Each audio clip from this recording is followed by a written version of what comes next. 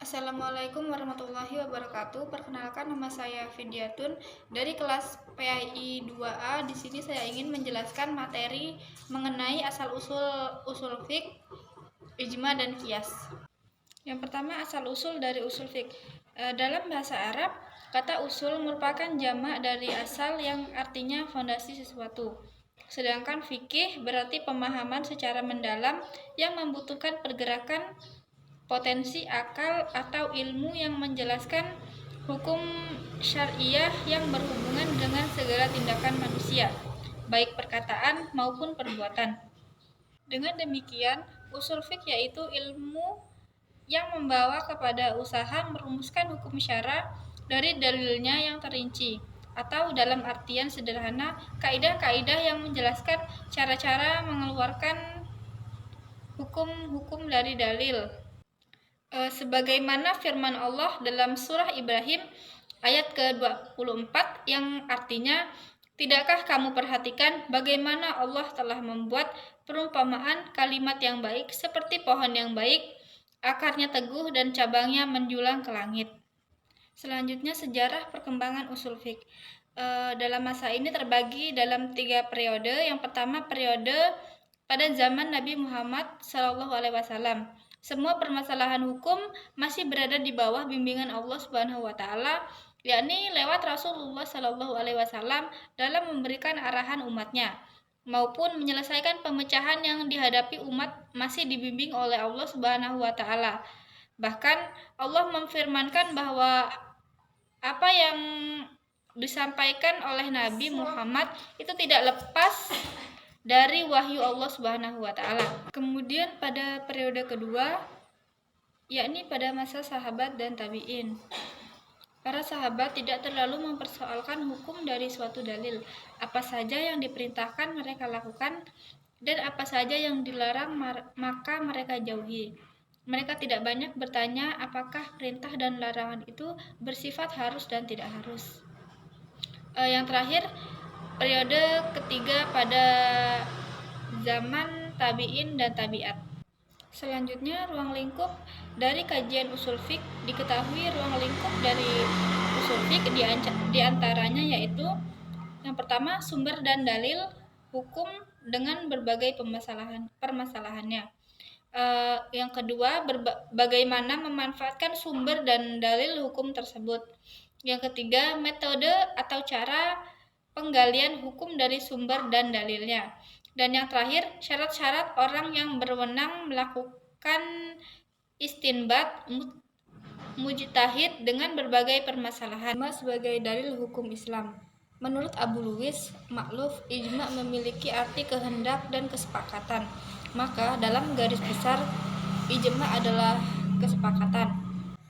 Selanjutnya, macam-macam ijma. Yang pertama, ijma syarih atau ijma qauli adalah kesepakatan para mujtahid pada zamannya tentang hukum sesuatu perkara di mana seluruh mujtahid menyatakan pendapatnya dengan jelas melalui perkataan, qaul atau perbuatan nyata.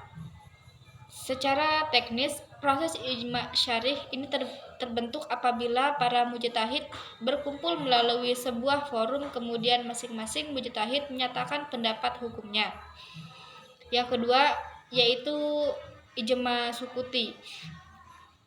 Ijma sukuti atau ijma ruksan adalah ijma yang didasarkan pada asumsi karena kesepakatannya terbentuk melalui pernyataan atau perbuatan sebagian ulama berkenaan dengan hukum suatu masalah, dan setelah informasi ini menyebar di masyarakat.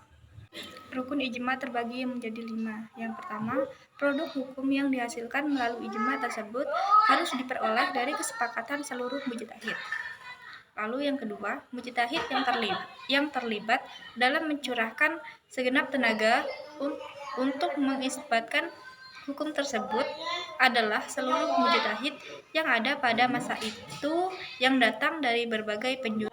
Yang ketiga, kesepakatan pendapat atau produk hukum itu muncul dari masing-masing mujtahid setelah mengungkapkan arah pikirannya. Yang keempat, kesempatan itu terlihat jelas dikemukakan para mujtahid dalam bentuk pendapat maupun perbuatan. Yang terakhir, kesepakatan itu dihasilkan dari satu himpunan para mujtahid. Dengan demikian, kesimpulan mengenai materi ijma adalah bahwa ia merupakan kesepakatan para ulama dalam menetapkan hukum-hukum agama berdasarkan Al-Quran dan hadis. Yang terakhir, kias. Kias menurut ulama usul fiqh ialah menerapkan hukum sesuatu yang tidak ada nasnya dalam Al-Quran maupun hadis dengan cara membandingkan dengan suatu yang ditetapkan hukumnya berdasarkan nas. Mereka juga membuat definisi lain, yaitu kias adalah menyamakan sesuatu yang tidak ada nas hukumnya dengan sesuatu yang ada nas hukumnya karena adanya persamaan.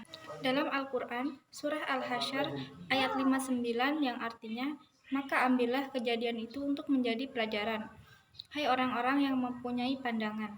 Ayat ini mengisyaratkan pentingnya mengambil pelajaran dan analogi.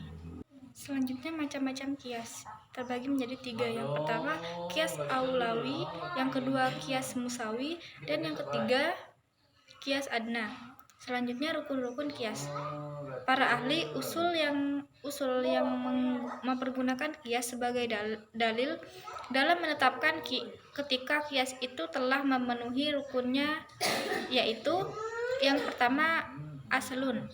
Aslun yaitu merupakan hukum pokok yang diambil persamaan atau sesuatu yang ada nas hukumnya. Yang kedua, far'un, yaitu merupakan hukum cabang yang dipersamakan atau sesuatu yang tidak ada nas hukumnya. Yang ketiga, ilat, yaitu sifat yang menjadi dasar persamaan antara hukum cabang dengan hukum pokok. Yang terakhir yaitu hukum. Hukum yaitu merupakan hasil dari kias.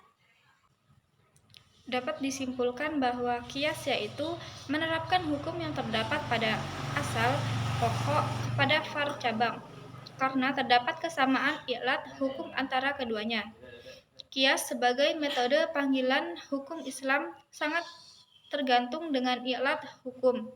Untuk mengetahui ilat hukum dilakukan beberapa cara, yaitu pertama, nas yang menunjukkan ilat hukum, kedua ijma, dan yang ketiga dengan penelitian atau ijtihad. Itu tadi penjelasan singkat mengenai asal usul fiqh, kias, dan ijma. Saya akhiri, wassalamualaikum warahmatullahi wabarakatuh.